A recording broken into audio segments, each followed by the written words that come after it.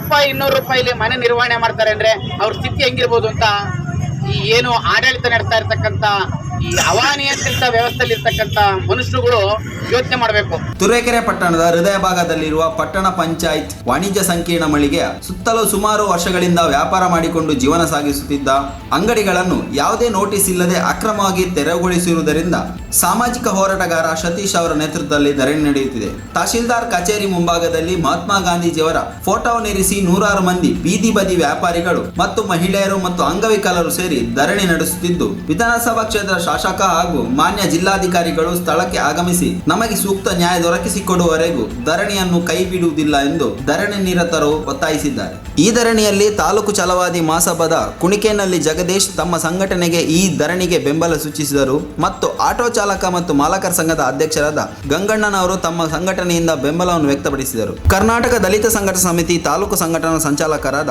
ದಂಡಿನ ಶಿವರಾಜ್ ಕುಮಾರ್ ಜೊತೆಗೆ ತಮ್ಮ ಸಂಘಟನೆಯವರೊಂದಿಗೆ ಬೆಂಬಲ ನೀಡಿದ್ದಾರೆ. ಇವರೆಲ್ಲರ ಒತ್ತಾಯ ಬೀದಿ ಬದಿ ವ್ಯಾಪಾರಿಗಳಿಗೆ ಸೂಕ್ತ ನ್ಯಾಯವನ್ನು ಒದಗಿಸುವವರೆಗೂ ಈ ಧರಣಿಯನ್ನು ವಾಪಸ್ಸು ಪಡೆಯುವುದಿಲ್ಲ. ಸ್ಥಳಕ್ಕೆ ಸಂಬಂಧಪಟ್ಟ ಅಧಿಕಾರಿಗಳು, ಮಾನ್ಯ ಶಾಸಕರು, ಮಾನ್ಯ ಜಿಲ್ಲಾಧಿಕಾರಿ ಬರುವವರೆಗೂ ಧರಣಿಯನ್ನು ಹಿಂಪಡೆಯುವುದಿಲ್ಲ ಎಂದು ಸಂಘಟಕರು ಹೇಳಿದ್ದಾರೆ. ವರದಿ ಸುರೇಶ್ ಬಾಬು, ತುರುವೇಕೆರೆ. ಎಲ್ಲಾ ಖರ್ಚು ಕಳೆದು 100-200 ಆಗುತ್ತೆ. ಆ ಒಂದು ಹಣಕಾಸಿನಲ್ಲಿ ಅವರು ಮನೆಯನ್ನ ನಿರ್ವಹಣೆ ಮಾಡಬೇಕಾಗ್ತಾ ಇರುತ್ತೆ. ಈ 100 ರೂಪಾಯಿ 200 ರೂಪಾಯಿಲಿ ಮನೆ ನಿರ್ವಹಣೆ ಮಾಡ್ತಾರೆ ಅಂದ್ರೆ ಅವ್ರ ಸ್ಥಿತಿ ಹೆಂಗಿರ್ಬೋದು ಅಂತ ಈ ಏನು ಆಡಳಿತ ನಡೆಸ್ತಾ ಇರ್ತಕ್ಕಂಥ ಈ ಹವಾನಿಯಂತ್ರಿತ ವ್ಯವಸ್ಥೆಯಲ್ಲಿ ಇರ್ತಕ್ಕಂಥ ಮನುಷ್ಯರುಗಳು ಯೋಚನೆ ಮಾಡಬೇಕು. ದಯಮಾಡಿ ನಾನು ಇಲ್ಲಿ ಒಂದು ಮಾತಾಡಕ್ಕೆ ಇಷ್ಟಪಡ್ತೀನಿ. ಅವರು ಮನುಷ್ಯತ್ವ ಇಲ್ಲದೆ ಇರ್ತಕ್ಕಂಥ ವ್ಯಕ್ತಿಗಳು ಅಂತ ನಾನು ಈ ವಿಚಾರದಲ್ಲಿ ಸ್ಪಷ್ಟವಾಗಿ ಹೇಳಬಲ್ಲೆ. ಯಾಕೆ ಅಂತಂದ್ರೆ ಇವರೆಲ್ಲ ಇರೋದು ಬೆವರು ಸುರಿಸ್ತಾ ಬಿಸಿಲಲ್ಲಿ ಇರ್ತಾರೆ. ಮಳೆ, ಚಳಿ, ಬಿಸಿಲು ಅಂತಲೇ ತಮ್ಮ ಜೀವನ ನಿರ್ವಹಣೆ ಮಾಡೋದಕ್ಕೋಸ್ಕರ ಇದ್ರ ಮುಖಾಂತರ ಗ್ರಾಹಕರಿಗನ್ನ ಸಂತೃಪ್ತಗೊಳಿಸ್ತಾ ಇದ್ದಾರೆ. ಸರ್ಕಾರಿ ರೂಪದಲ್ಲಿ ಜಾಗ ಬೇಕು ನಮಗೆ, ತಾತ್ಕಾಲಿಕ ಬೇಡವೇ ಬೇಡ. ಗೌರ್ಮೆಂಟ್ ಜಾಗನ ಎಲ್ಲರೂ ಒಂದು ಮಾಡ್ಕೊಡ್ಬೇಕು. ಅಲ್ಲಿ ಸೂಕ್ತವಾದ ಮಾರುಕಟ್ಟೆ ವ್ಯವಸ್ಥೆ ಇರಬೇಕು, ಮೂಲಭೂತ ಸೌಕರ್ಯ ಇರಬೇಕು, ಜನಸಂದಣಿ ಇರಬೇಕು, ವ್ಯಾಪಾರಕ್ಕೆ ಅನುಕೂಲವಾಗುವಂತ ಒಂದು ವ್ಯವಸ್ಥೆ ಒಂದು ಜಾಗ ಆಗಬೇಕು. ಅದನ್ನ ಆದಷ್ಟು ಬೇಗ ಮಾಡ್ಕೊಡ್ಬೇಕು. ಆ ಒಂದು ಮಾಡ್ಕೊಡೋ ತನಕ ಈ ಒಂದು ಪ್ರತಿಭಟನೆಯನ್ನು ನಾವು ಕೈ ಬಿಡೋದಿಲ್ಲ. ಯಾವ ರಾತ್ರಿ ಆಗಲಿ ಮುಂದುವರಿಸ್ತೀವಿ. ಎಲ್ಲರೂ ಕೂಡ ಇದಕ್ಕೆ ಸಹಕಾರ ಕೊಡ್ತಾರೆ. ಹಾಗೆ ನಮ್ಮ ತಾಲೂಕು ಛಲವಾದಿ ಮಹಾಸಭಾ ಕೂಡ ಇವರ ಒಂದು ವ್ಯಾಪಾರಿಗಳಿಗೆ ನ್ಯಾಯ ಕಲ್ಪಿಸಬೇಕು. ಇವ್ರ ಹೋರಾಟಕ್ಕೆ ನಮ್ಮ ಆಟೋ ಚಾಲಕ ಸಂಘ ಸದಾ ಇವ್ರ ಜೊತೆ ಸುತ್ತ ಇರ್ತದೆ ಅಂತ ಹೇಳ್ತಾ ಈ ಸಂದರ್ಭದಲ್ಲಿ ನನಗೆ ಮಾತಾಡೋಕೆ ಅವಕಾಶ ಮಾಡಿಕೊಟ್ಟಂತ ಎಲ್ರಿಗೂ ಅಂತ ನಾನು ಮಾತು ಮುಗಿಸ್ತೀನಿ. ಯಾರು ಶ್ರೀಮಂತರಲ್ಲ, ಅವತ್ತು ದುಡಿಬೇಕು, ಅವತ್ತು ತಿನ್ನಬೇಕು. ಇವತ್ತೇನು ಹೋರಾಟ ಕೂತಿದ್ದೀವಿ, ತಿಂಡಿ ತಿಂದಿಲ್ಲ, ಉಪವಾಸ ಕೂತಿದ್ದೀವಿ. ಇಲ್ಲಿ ಏನಾದ್ರೂ ನಮಗೆ ಬೇರೆ ವ್ಯಾಪಾರಿಗಳಿಗೆ ಏನಾದ್ರು ತೊಂದರೆ ಆಗಿ ಯಾವ್ದಾದ್ರು ಜೀವಕ್ಕೆ ತೊಂದರೆ ಆಯ್ತು ಅಂದ್ರೆ ಇದಕ್ಕೆ ಆಡಳಿತನೇ ನೇರ ಹೊಣೆ ಆಗುತ್ತೆ.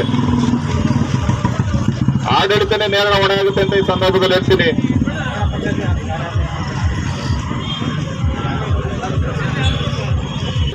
ಶಾಸಕರಲ್ಲಿ ಬರಬೇಕು, ನಮ್ಮ ಸಮಸ್ಯೆನ ಪರಿಹರಿಸಬೇಕು ಅಂತ ಈ ಮೂಲಕ ಕೇಳ್ತಂತೀನಿ. ಬೇಕೇ ಬೇಕು, ಬೇಕೇ ಬೇಕು, ಬೇಕೇ ಬೇಕು. ನಿಮ್ಮ ಮೆಚ್ಚಿನ ನಮ್ಮ ತುಮಕೂರು ಮಾಧ್ಯಮ 1 ವರ್ಷ ಪೂರೈಸಿದ ಈ ಸಂದರ್ಭದಲ್ಲಿ ನಮ್ಮ ತುಮಕೂರು ಮಾಧ್ಯಮ ನಿಮಗೆ ಧನ್ಯವಾದಗಳನ್ನ ತಿಳಿಸುತ್ತದೆ ಮತ್ತು ನಿಮ್ಮ ಪ್ರೀತಿಗೆ ಸದಾ ಚಿರಋಣಿಯಾಗಿರುತ್ತದೆ. ನೀವು ನಮ್ಮ ಮೇಲೆ ಇಟ್ಟ ನಂಬಿಕೆಯನ್ನು ಉಳಿಸುವ ಪ್ರಾಮಾಣಿಕ ಪ್ರಯತ್ನವನ್ನ ನಮ್ಮ ತಂಡ ಖಂಡಿತವಾಗಿಯೂ ಮಾಡುತ್ತದೆ. ಗೆಲುವಿನ ಹಾದಿಯಲ್ಲಿ ಸದಾ ನಮ್ಮ ಜೊತೆಯಾಗಿರಿ. ನಮ್ಮ ಚಾನೆಲ್ ಅನ್ನು ಸಬ್ಸ್ಕ್ರೈಬ್ ಮಾಡಿ. ಸುದ್ದಿ ಅನ್ನೋದು ಬರೀ ಕಥೆಯಾಗದೆ ನೊಂದ ಜೀವ ಗಾಳಿಗೆ ಬೆಳಕಾಗಿದೆ, ಗೆಲುವಿನ ಹಾದಿಯಲ್ಲಿ ನಗು ಮೂಡಿದೆ.